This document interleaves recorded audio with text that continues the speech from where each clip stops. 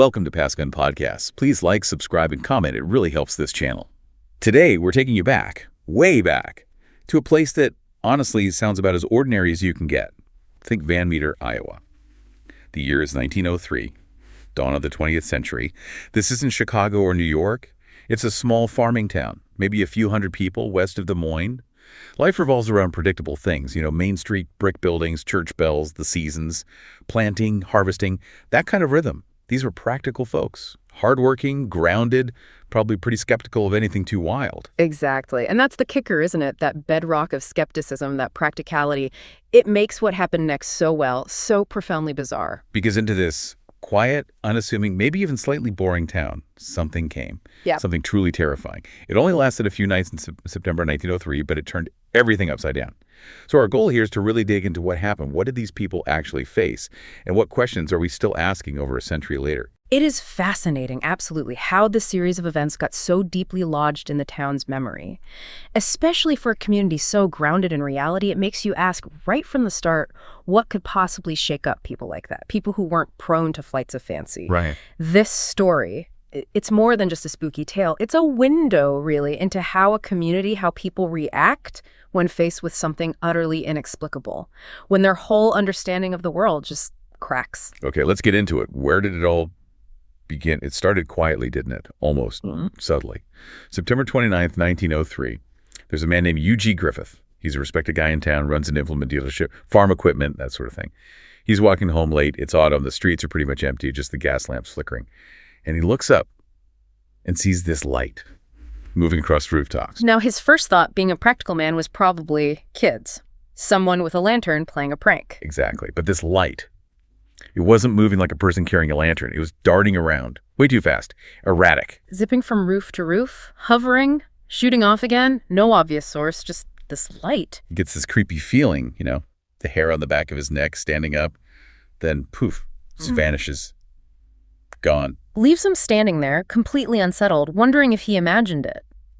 But that seed of doubt, that little bit of wrongness, was planted. Just one incident. Yeah. But enough to disturb the peace. And that disturbance wasn't going away. It was about to get much, much worse.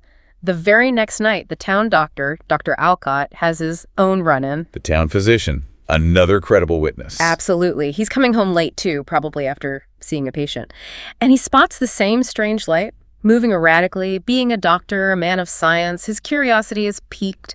Maybe a bit of unease mixed in after hearing whispers, perhaps. He follows it. And what does he find? He tracks the light and discovers it's not just a light, it's coming from a horn, a glowing horn, right on the head of this enormous winged creature, perched on a rooftop, silhouetted against the moon, huge, alien. Oh, wow. Okay, so this is the first description of an actual creature. Yes. And coming from Dr. Alcott, this is a man trained in logic, observation, biology.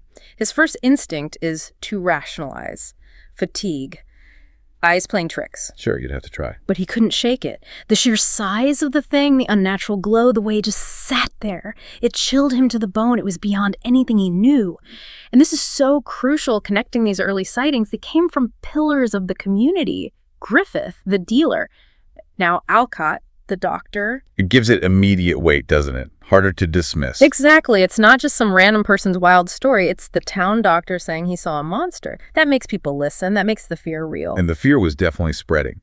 Because the night after that, it got even more direct. Enter Clarence Dunn, the town banker. Another serious, no-nonsense kind of guy. Deals in facts, figures, money. Not monsters. Definitely not. Yeah. So when he sees a strange light pulsing outside the bank late at night... He thinks burglars. Exactly. Protect the assets. A completely rational thought for a banker in 1903. So he does the sensible thing. Grabs his rifle. Goes outside cautiously, ready to confront whoever's trying to rob the place. But it wasn't burglars? Not even close. He sees it, illuminated by its own eerie light. Massive. Bat-like wings kind of folded up. And that horn... that glowing horn pulsing like a searchlight. So he sees the same thing Alcott saw. Essentially, yes. This impossible creature. Dunn, being a man of action, doesn't hesitate. He raises the rifle, fires. A gunshot echoing down Main Street. That must have woken people up. You bet. Shattered the silence. And the creature. It staggered. It definitely reacted to the shot. So the bullet hit? Dunn was adamant it did. A square hit. But the creature didn't fall. It just staggered, spread these enormous wings with this leathery, rustling sound. And flew off. Soared into the night, the glowing horn cutting through the darkness, and vanished, leaving Dunn standing there, rifle smoking, completely stunned. Wow. So 3 nights, 3 respected men, Griffith's light, Alcott's creature, Dunn's direct confrontation and failed shot. You can see how the town couldn't ignore it anymore. The whispers were about to become shouts. Dread was settling in. Yeah, you can imagine the talk the next day. The banker shot at what? Exactly. Those whispers turned into real fear fast. Because Griffith, Alcott, Dunn, these weren't just anybody. These were the town's leaders, in their own ways. Business, medicine, finance. Their word meant something. People trusted them. Absolutely. So when they started talking about lights and winged creatures and bullets having no effect, people started to believe. Or at least they got really, really scared. It makes you think, doesn't it? How quickly fear can spread when it's validated by trusted sources. Especially in a small, tight community like that. Yeah, it stops being gossip and starts feeling like a real threat. It becomes a shared reality almost. Even if you haven't seen it yourself, the doctor saw it, the banker shot at it.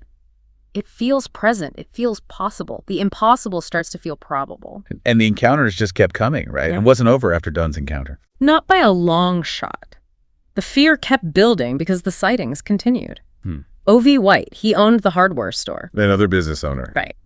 He was woken up in the middle of the night by this absolutely bizarre sound. He called it a giant trumpet. A giant trumpet, like a musical instrument. Not exactly musical, more like a huge, jarring, unnatural blast. Something that just didn't belong, woke him right up. Okay, that's creepy enough on its own. And then he looks outside, and there it is, clinging to a telephone pole, the creature. Horn glowing, lighting up the street. On a telephone pole. Wow, so he gets a clear look. Seems so. And like Dunn, White reacts. He grabs his shotgun this time. Point blank range. Pretty much. Fires directly at it. The blast actually tore chunks out of the wooden pole. You could see the damage. But the creature Barely reacted. It just shifted its weight, climbed higher up the pole like it was nothing. despite being shot with a shotgun. Exactly. Then it lets out this piercing, horrible sound again, totally unnatural, leaps into the air and vanishes. Unbelievable. And wasn't there another Dunn involved too? Yes, Peter Dunn, Clarence's brother. He also saw it later that same night perched on a building. And guess what? He shot at it. He shot at it. Rifle fire again and again. Nothing. No effect. So that's like, what, 3 separate instances of people shooting directly at this thing with rifles and shotguns, and it just shrugs it off. Pretty much. The message was becoming terrifyingly clear. Bullets don't work on this thing. Whatever it is, it's beyond our normal ways of dealing with threats. Okay, let's try and synthesize this. Based on all these accounts, Griffith, Alcott, the Dunns, White, what did this Van Meter visitor actually look like? What are the consistent details? And that consistency is key, isn't it? It wasn't like everyone saw something different. There's a remarkable overlap in the descriptions. Right, so size first. Big, really big. Estimates consistently put it around 8, maybe 9 feet tall, just towering over a person. 8 or 9 feet. Yeah. Okay. And the wings. Huge wings, described often as bat-like or sometimes like a pterodactyl's, leathery membranes, definitely built for flight and creating this monstrous silhouette. And the most defining feature, that horn. Absolutely. The glowing horn, right on its head. This wasn't just incidental. It was a major feature, emitting this powerful light, sometimes steady, sometimes flashing, like a searchlight.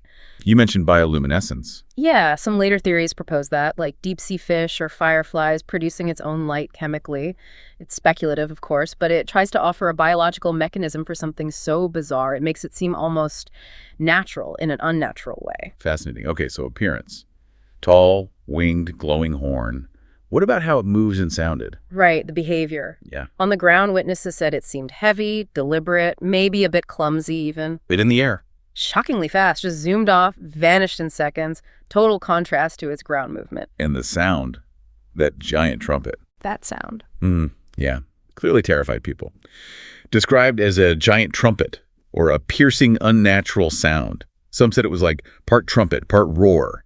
Loud enough to wake the dead, they claimed. Just this alien noise that didn't belong. Chilling. And then the smell. This adds another layer, a really visceral one. Oh, right, the sulfur smell. Exactly. Yeah. Several witnesses independently reported this foul, suffocating odor when the creature was nearby, Huh. like rotting flesh mixed with sulfur. Oh, It's potent. it really grounds the experience, doesn't it? It's not just seeing something strange or hearing something weird. It's smelling it, too.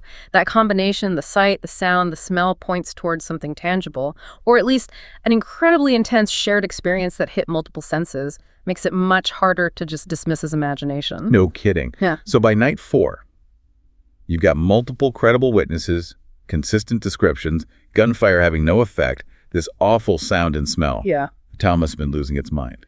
Oh, absolutely. Forget quiet unease. This was full-blown panic. Van Meter wasn't Van Meter anymore. It was a town under siege by something impossible. The speculation must have been running wild. Completely. Was it a demon? Some ancient monster woken up from the nearby coal mines? Was it from space? People were grabbing onto any explanation, no matter how wild, because the reality was just too terrifying. Daily life just stopped. Pretty much disrupted. Farmers taking rifles to the fields, keeping an eye on the sky. Families locking doors tight as soon as dusk fell. The rhythm of the town was shattered. And the fact that bullets didn't work, that had to be the scariest part. Imagine that feeling of helplessness. Your primary means of defense is useless. These were self-reliant people, used to dealing with problems head-on, and now they were facing something they couldn't fight. It attacks your sense of security, your sense of order. And then they started noticing something else, right? A pattern, where it was going. Yes, exactly. As the sightings continued, people began to notice the creature seemed to retreat towards one specific place, the old abandoned coal mine on the edge of town. The mine, okay, that adds another layer of creepy. Dark, underground. Right.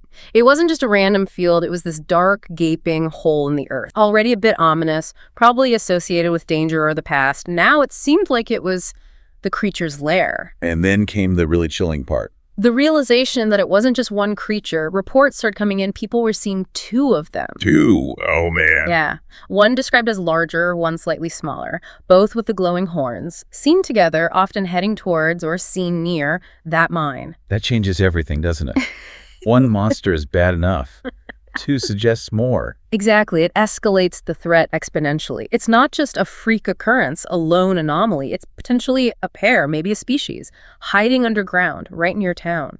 It implies permanence, a nest, and that raises the stakes. What do you do then? When does fear turn into, okay, we have to do something, even if we don't know how? They couldn't just live like this, waiting for these things to come out every night, knowing bullets didn't work. Precisely. The tension just snapped. These weren't men who would hide indefinitely. They were scared, yes, but they were also farmers, businessmen, pioneers in a sense. They decided they weren't waiting anymore. They were going to the mine. They were taking the fight to the source. No more reacting, time to act.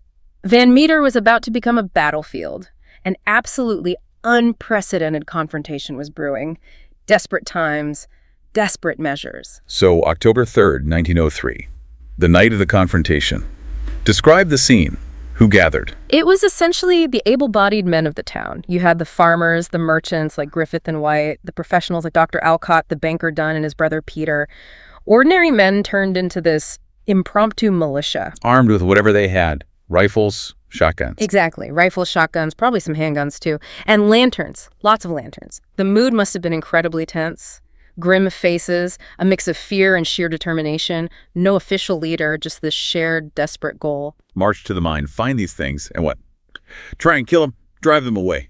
I think the goal was just to end it, whatever that took. Drive them out, scare them off for good, maybe even find a way to hurt them despite the bullets failing before. It was a desperate gamble. So they start marching towards the mine.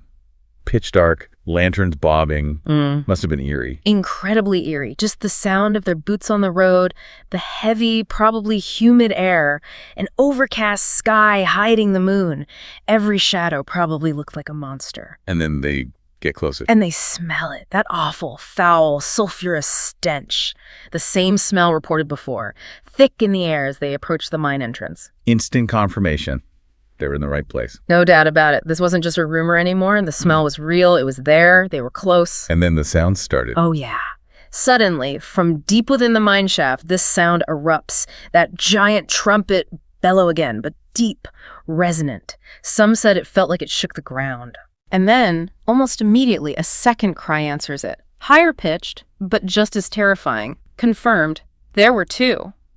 Down there, waiting. My God. And the lights. Then came the lights, blazing out from the mine entrance. Pale, blinding beams. Not lantern light, something else.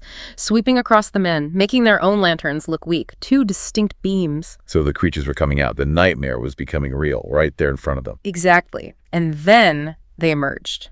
First, the bigger one, just filled the mine entrance. Huge, wings unfurled, that horn blazing fiercely, casting this unearthly glow. And the second one? Right behind it. Slightly smaller, but just as menacing. Same glowing horn. They just stood there for a second, facing the townsmen. I can't even imagine the fear, just frozen. For a heartbeat, probably pure, paralyzing terror, seeing these things, real, right there. But then the training, the desperation, it kicks in. Rifles crack. The battle begins. All hell breaks loose. Gunfire erupts, echoing like crazy. Muzzle flashes lighting up the scene, smoke filling the air. Men firing as fast as they could reload. Hundreds of rounds pouring towards the creatures. The same result as before. Unbelievably, yes. The creatures flinched. They staggered under the impact. You could see the bullets hitting them, but they didn't fall. They didn't seem truly wounded. It's just mind-boggling. The sheer futility of it. Shotguns blasting at close range. Rifles firing constantly, and these things just took it. The horns kept glowing, defiant. What were the creatures doing, just standing there? Not just standing, they were making those horrible sounds, those trumpet roars, and the smell, the sulfur mixed with gunpowder. It must have been overwhelming, a sensory nightmare. How did it end? Did the men just run out of ammo? Eventually, the smaller creature seemed to decide it had had enough. It turned, retreated back into the darkness of the mine. And the big one? The larger one lingered for another moment, wings half spread, horn blazing, like a final challenge. More shots were fired at it. Then it let out one last earth-shaking bellow, a sound none of those men would ever forget, turned, and followed the other one back into the mine. And they were gone. Gone. The cries faded into the earth. The lights vanished into the blackness. Silence fell. Just the sound of men breathing heavily, the smell of sulfur and smoke, the heat from their guns. They won, or the creatures just left. That's the thing. The creatures weren't defeated. They just retreated. Undefeated, leaving the men stunned, exhausted, and probably more terrified than ever. They'd faced the monster, thrown everything they had at it, and it had simply walked away. So what happened next? Did the men just go home? Not immediately. They stayed there for hours, apparently, kept watch on the mine entrance, maybe expecting them to come back out. Lanterns burning low, nerves frayed, just waiting. But nothing happened. Nothing. The silence held. As dawn started to break, this gray, weary light spreading across the sky, they finally gave up the vigil, exhausted, shaken to their core, but alive. They headed back to town. And the creatures were just gone, vanished. Vanished. As abruptly and mysteriously as they'd arrived. It's just as puzzling as their appearance, really. Where did they go? Why did they leave? It just leaves this huge question mark. No answers, just an empty mine shaft and a town traumatized. The speculation must have shifted then, right? From what is it to where did it go and will it come back? Exactly. In the days after, the talk was all about that. Were they demons finally driven back to hell? Were they ancient things that just went deeper underground? Were they aliens who simply flew away? Every possibility was probably discussed. And the mine. Did anyone dare go look? Apparently not. It remained this place of dread. Some people claimed they could still hear faint cries from it sometimes or catch that whiff of sulfur on the wind for weeks afterwards. But nobody was going in there. Can't blame them? Not at all. It was sealed up not long after. Just closed off, left to its secrets. A dark monument to those few terrifying nights. So the visitors were gone, never seen again in Van Meter. Never again. Less than a week of terror and then nothing. But the memory? That didn't vanish. The men involved, they never forgot. Their stories stayed consistent. They didn't really seek publicity. If anything, they were reluctant to talk about it. But when they did, the details matched. Passed down through families, I guess? Mostly, yeah. It became this local legend, an oral tradition, maybe toned down over time, maybe embellished in some retellings. But the core story persisted. Until researchers found the old newspaper accounts. Exactly. Late 20th, early 21st century, people started digging through archives, looking for Forteano, weird stories, and boom, there it was. Contemporary newspaper reports detailing the whole thing. Suddenly, it wasn't just folklore. It was documented history of a sort. And the Van Meter visitor becomes a certified cryptid. Precisely. Joins the ranks of Bigfoot and Nessie. Reborn for a modern audience fascinated by the unexplained. Its wings spread again, metaphorically speaking. Okay, so we have these incredible accounts, but we have to ask, could there be a more rational explanation? What do the skeptics say? Oh, absolutely. You always have to consider the mundane explanations first. One common theory is misidentification. Like it was just a big bird. Yeah, maybe a great horned owl or a heron, something large seen in the dark, maybe distorted by fear and flickering lantern light. The glowing horn could be explained away as light reflecting off wet feathers, or an eye shine, or just imagination filling in the blanks under stress. But does that really fit? A bird surviving multiple shotgun blasts. And the consistency of the descriptions. 9 feet tall. Glowing horn. That's where the misidentification theory really struggles. It has trouble accounting for the sheer scale described, the specific detail of the horn, the consistency across multiple reliable witnesses night after night, and especially that reported invulnerability to gunfire, an owl hit by a shotgun. Well, it wouldn't just fly away. Okay, what else? Mass hysteria. That's the other major skeptical angle, the idea that in a small, isolated town, once a few prominent people report something strange, fear and suggestion take over, everyone starts seeing monsters in the shadows. Like a psychological contagion? Kind of. People interpret ordinary things through the lens of the scare. So maybe the trumpet sounds were just noises from the mine-settling timbers, wind, whatever. Maybe the sulfur smell was just swamp gas or mineral deposits. The fear itself creates the monster in the collective mind. It's a plausible psychological phenomenon. But again, does it fit these details? The specific repeated descriptions from the doctor, the banker, the businessman, these weren't suggestible people by reputation. That's the counter-argument, exactly. Mass hysteria often involves vaguer details, more variation in the stories. Here you have these remarkably consistent, detailed accounts from level-headed individuals, including the crucial detail about bullets having no effect. It feels different from a typical hysteria case. The sheer solidity of the witnesses makes it harder to dismiss purely psychologically. So if it wasn't a bird, and maybe not just mass hysteria, Yeah. we're back to the weird stuff, what are the big stranger theories? Okay, now we venture into cryptozoology and the paranormal. One idea that pops up is a living pterosaur. Like a dinosaur surviving. Yeah, a relic species hidden away in caves or mines, maybe disturbed. It sounds wild, but it accounts for the wings, the size. And that bioluminescence idea we talked about could explain the glowing horn and adaptation for darkness. Highly unlikely, but it sort of fits the description. It tries to provide a biological, albeit extraordinary explanation. Then you get theories that are even further out there. Interdimensional being. Coming from another reality. Something like that. A creature that isn't quite solid in our physical world. It slips in, interacts briefly, slips out. That could explain why bullets didn't affect it. Maybe they passed right through or wasn't fully here. And it would explain the sudden appearance and disappearance. Okay, that's a big leap. What about connections to UFOs? That's another angle, especially looking back with modern eyes. You've got the strange lights, the creature itself could be seen as an occupant, the immunity to weapons, and that sulfur smell. The sulfur smell comes up in some UFO reports, doesn't it? It does occasionally. It's one of those weird recurring details in foreseen phenomena. So could Van Meter in 1903 have been an early close encounter, an alien being, and maybe its craft or technology misinterpreted through the lens of the time? That maybe we're seeing a horn, but some kind of device. Possibly. Who knows? These theories, pterosaur, interdimensional, UFO-related, they're all attempts to make sense of facts that just don't fit our normal understanding of the world. They stretch the boundaries of possibility because the event itself seems to demand it. It's fascinating how these theories try to build a framework for the impossible. And that brings us to another really intriguing connection, the parallels between the Van Meter visitor and Mothman. Right. Point Pleasant, West Virginia, 1960s. Decades later, another town terrorized by a giant winged creature. Exactly. Mothman, huge, winged, glowing red eyes this time, associated with UFOs, strange calls, and ultimately the Silver Bridge collapse tragedy in '67, a major American cryptid legend. And the similarities, they're pretty striking when you put them side by side. They really are. Let's list them. Yeah. Both were large, winged, terrifying humanoids.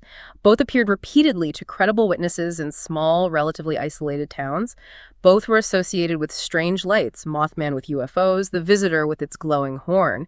And critically, both seemed impervious to harm, baffling people who tried to stop them. It really does sound like variations on a theme, doesn't it? It strongly suggests these might not be unique, isolated events. Maybe they're manifestations of the same type of phenomenon or even the same entity showing up decades apart in different places. So what are the interpretations of that connection? Could it literally be the same creature or type of creature? Some researchers lean that way. Perhaps it's a specific kind of paranormal entity or interdimensional being that emerges periodically for reasons unknown. Or maybe a biological creature we don't understand that migrates or hibernates for long periods. Or could it be more symbolic, archetypal? That's the other fascinating angle. Are these creatures manifestations of collective anxiety? Think about the times. Van Meter, 1903, cusp of major industrial change, railroads, mining disrupting rural life, anxieties about the future. And Point Pleasant, 1960s. Peak Cold War, nuclear fear, rapid technological change again, social upheaval, times of great stress and uncertainty in both communities. So the theory is the monster is a projection of that fear, a symbol of the unknown threats the community feels. It's a compelling psychological interpretation. Are they literal monsters, or are they dread given form? A collective nightmare surfacing when the pressure gets too high? Or perhaps even more complex, could they be both? Something real that is somehow drawn or shaped by that collective psychic stress. That idea, Yeah. that it could bridge both the physical and the psychological, Oh. that's really mind-bending. It pushes us right to the edge of what we consider reality, doesn't it? What is objective, what is subjective, and where do they bleed together? So fast forward to today. How does Van Meter view its monster now? It's quite a turnaround. The town, once maybe embarrassed or reluctant to talk about it, now fully embraces the legend. It's part of their identity. They have a festival. They do. The annual Van Meter Visitor Festival draws crowds, cryptid fans, researchers, curious tourists. They have speakers, displays of old newspaper clippings, T-shirts, the whole deal. So the terror became tourism and local pride. In a way, yes. It's a unique piece of their history, something that makes Van Meter stand out. Fear has definitely transformed into fascination over the generations. And for researchers. Yeah. Is it still considered a strong case? Absolutely. Among cryptid cases, it's often cited as one of the most credible. You've got that consistency of witness accounts, multiple credible people over multiple nights, the organized confrontation, the specific location of the mine. It has a lot more substance than many fleeting sightings. But the big problem remains. The complete lack of physical evidence. No body, no tracks confirmed, no explanation for where they went. It's this perfect contradiction.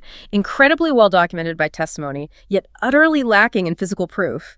It defies easy explanation, yet it's rooted in these solid, unwavering accounts.